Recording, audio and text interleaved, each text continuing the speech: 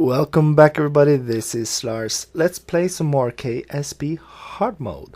And we're putting a booster on our shuttle because, well, it doesn't have enough power to get to the moon on its own. And as you can see, I'm having some trouble because we need to align this as we're going to leave the small double docking port thing we made here on it. And that's because that actually has a probe body. And I wanted to be able to automate the whole procedure if I need to. So it has a small antenna and should be able to move around quite nicely. So let's get this thing to the moon. And that's the easy part, really. So we have a design problem with this thing. And that's that the nav ball is not really lined up. So we have to do this, well, just by we have to use any visual feedback that we have to do this, which means that we don't have the retrograde indicator that we can use to kind of line ourselves up, and it's not really easy to control as well.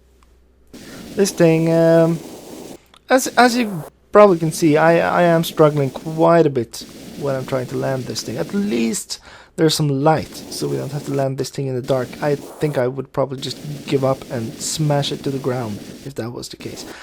As you can see, I think the thrust to weight ratio is a bit too much, as it's really hard landing this thing close by and just in a controlled fashion. And of course it kind of rolls around the wrong way and everything is just wrong. It flies like a plane, which is a problem when you don't have any air, as you can't really slide in there.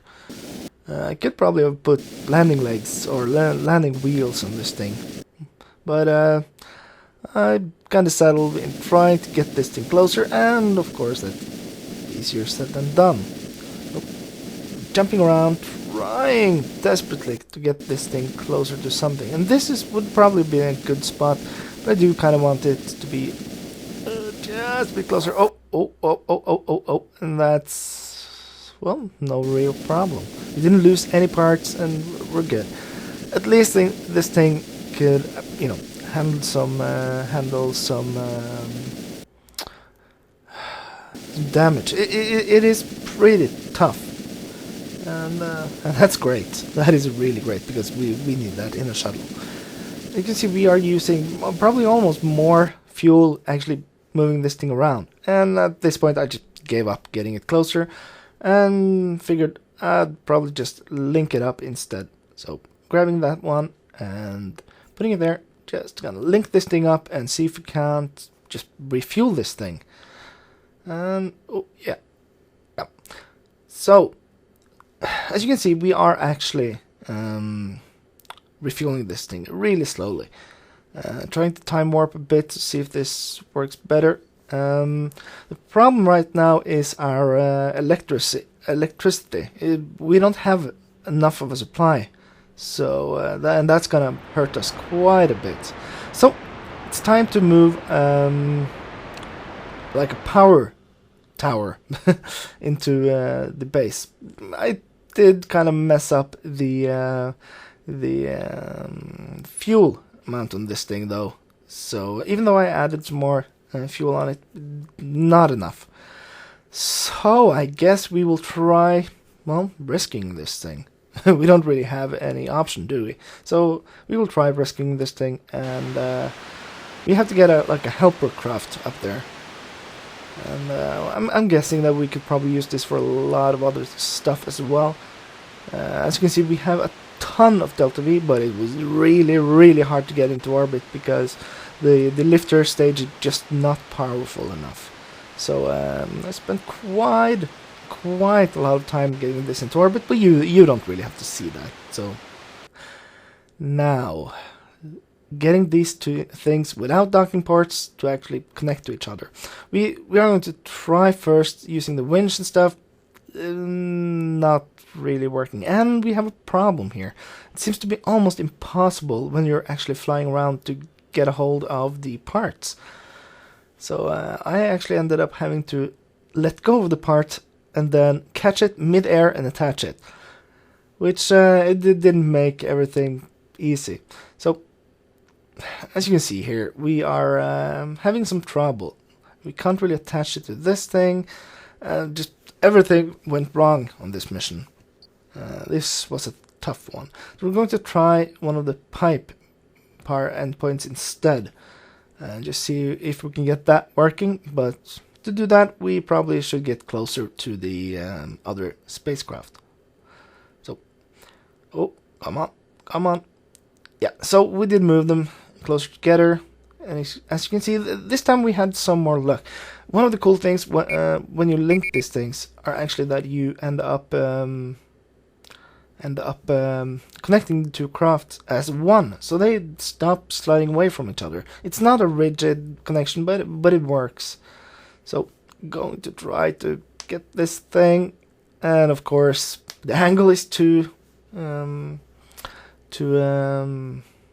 steep and just didn't work.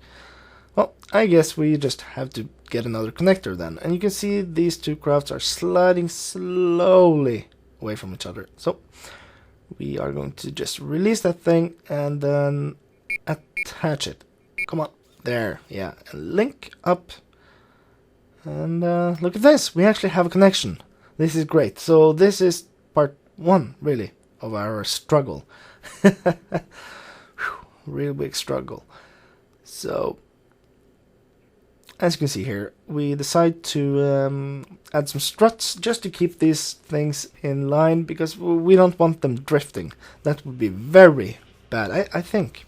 I don't know if that's even possible. We'll have to test that on the ground, hopefully.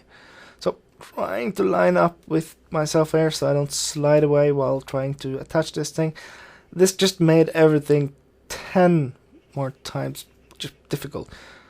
And these things were a bit easier to work with though. So we are properly linked up, and it's time to start getting some fuel into the other craft. So we'll just balance out, well, everything really. Should be fine.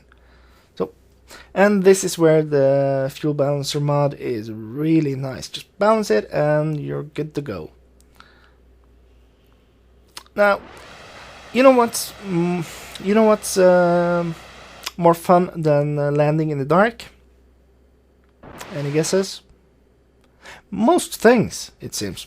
Just this. Ugh. So, first of all, we can't really see where the crater is. We just have to go with the target indicator. And this thing was kind of messy as well. And I didn't move out of chase camera for some reason before I actually attempted this. So we do really need this power. It is an important part of the infrastructure we need on the ground. This, I assume, will actually give us enough to be able to do conversions, like fuel conversions, without any issue, really. At least during the day. During the night we still probably have to go a bit slower, but well, why do I say probably? I know we will, because there's just not enough power. The converter is expensive, the drills are expensive. We might need 2 of these guys, or we might just need to add some sort of thing with, maybe not with the solar panels, but with a lot of the nuke generators. Or we can use the kethane generator as well. That actually works. I do want big kethane storage. We'll call it a facility if you want. So, oh, come on, land, and oh, almost. Oh, yeah, that's good enough. That is probably good enough. Get rid of that thing, and it's time to link it up. And I did something I said I wouldn't do. That's link the ships directly to each other. These things aren't going to move anywhere anyway, so I might reorganize it at some point if I can, but at this point it doesn't really matter.